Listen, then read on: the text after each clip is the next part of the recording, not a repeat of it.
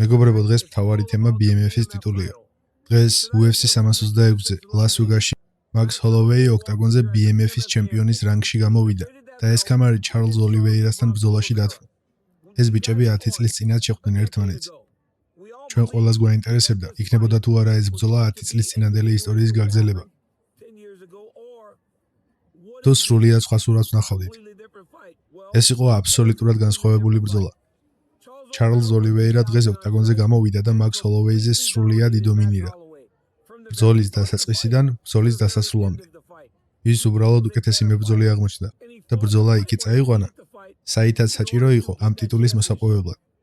ეს იყო ერთი მეორეს მიყოლებით მიწაზე გადაყვანის და კონტროლის მცდელობა და გულწრფელად რომ ვთქვათ, მაქს ჩარლზ ოლივეირას პარტნერისთვის პასუხი არ ჰქონდა.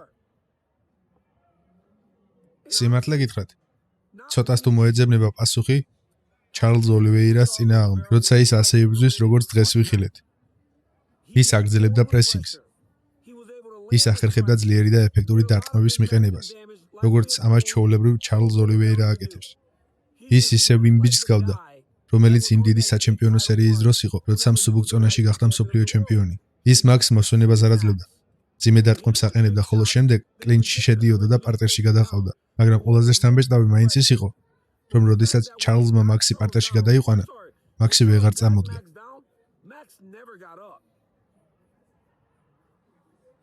მან ერთხელაც კი ვერ მოახერხა ფეხზე წამოდგომა. 24 წუთის განმავლობაში. ბოლო რაუნდში ის ფეხზე მხოლოდ ერთხელ წამოდგა. ჩარლზ ის ბოლო რაუნდის დასასრულამდე ყავდა დაჭერილი. დარჩენილი 10 წამის მერე მიწაზე მიუთითა, ეჭხუბა და ამ დროს ძლიერი მარჯვენა გაუტარა. როცა მან ძლიერი მარჯვენა მოუქნია მაქსმა უპასუხა ამ გასვლაში, თუმცა ეს მაინც ჩარლზ ოლივეირას სრული დომინაცია იყო. აი რა ხდება რეალურად. მე ვფიქრობ, ყოველი მებრძოლი BMF-ია. თუმცა ვიცით, რომ ყველაზე მთავარი MMA-ში მოგებაა. ჩარლზი ისე გამოიყურებოდა, თითქოს დგომშიც თავისუფლად შეეძლო მაქსთან დაპირისპირება, მაგრამ მან აირჩია გზა, რომელიც მისთვის ყველაზე მომგებიანი იყო. აირჩია მეტოქე მიწაზე გადაეყვანა და ეკონტროლებინა, რაც გააკეთა კიდეც.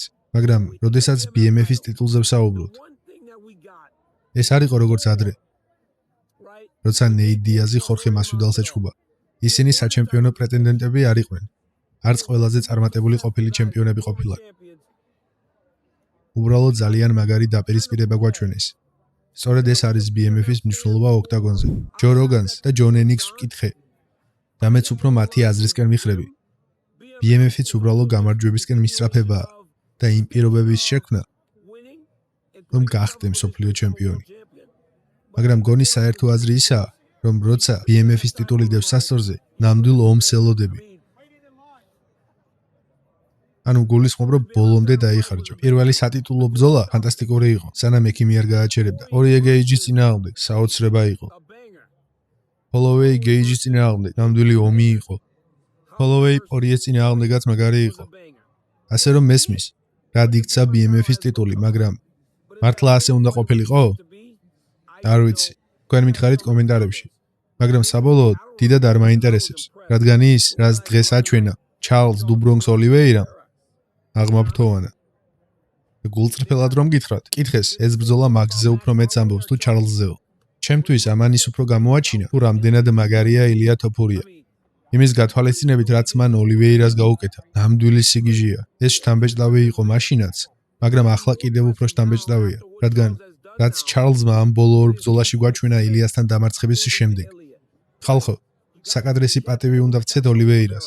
ჯერ ერთი წელიც არ გასულა მას შემდეგ, რაც ის საშინელი ნოკაუტით გათიშა ოქტაგონზე ილია თოფურია მსუბუქი წონის ტიტულისთვის ბრძოლაში. ახლა კი ის BMF-ის ჩემპიონია. თანაც ასეთი საშინელი მარცხიდან წელიწადზე ნაკლებ დროში მაქს ჰოლოვეი დაამარცხა.